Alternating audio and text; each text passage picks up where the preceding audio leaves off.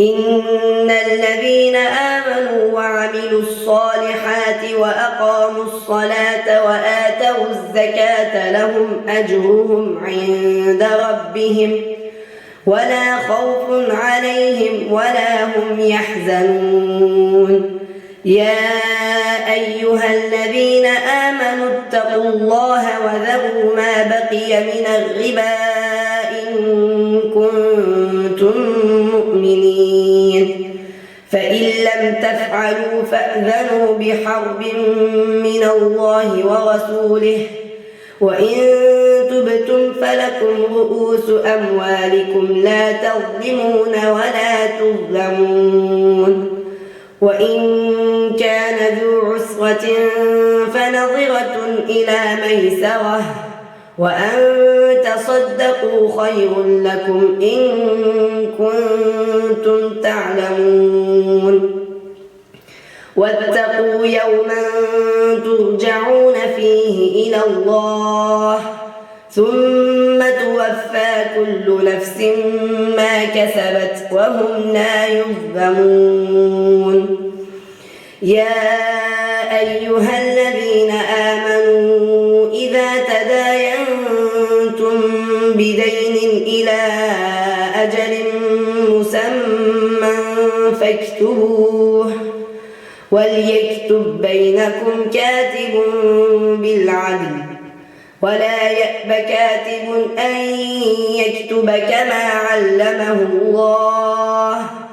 فليكتب وليملل الذي عليه الحق وليتق الله ربه ولا يبخس منه شيئا، فإن كان الذي عليه الحق سفيها أو ضعيفا أو لا يستطيع أن يمل هو فليملل وليه بالعدل، واستشهدوا شهيدين من رجالكم، فإن لم يكونا رجلين فرجل وامرأتان ممن ترضون من الشهداء أن تضل إحداهما فتذكر إحداهما الأخرى، ولا يأبى الشهداء إذا ما دعوا، ولا تسأموا أن تكتبوه صغيرا أو كبيرا إلى أجله، ذلكم أقسط عند الله وأقوم للشهادة وأدنى ألا ترتابوا إلا أن تكون تجارة حاضرة تديرونها بينكم، فليس عليكم جناح ألا تكتبوها، وأشهدوا إذا تبايعتم، ولا يضار كاتب ولا شهيد، وإن تفعلوا فإنه فسوق بكم، واتقوا الله ويعلمكم الله والله بكل شيء عليم. وإن كنتم على سفر ولم تجدوا كاتبا فرهان مقبوضة، فإن أمن بعضكم بعضا فليؤدي الذي اؤتمن أمانته وليتق الله ربه ولا تكتموا الشهادة، ومن يكتمها فإنه آثم قلبه والله بما تعملون عليم. لله ما في السماوات وما في الأرض، وإن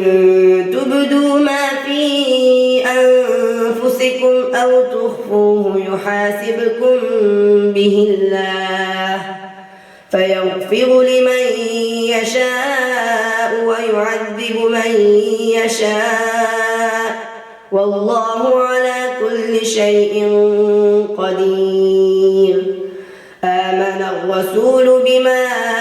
أنزل إليه من ربه والمؤمنون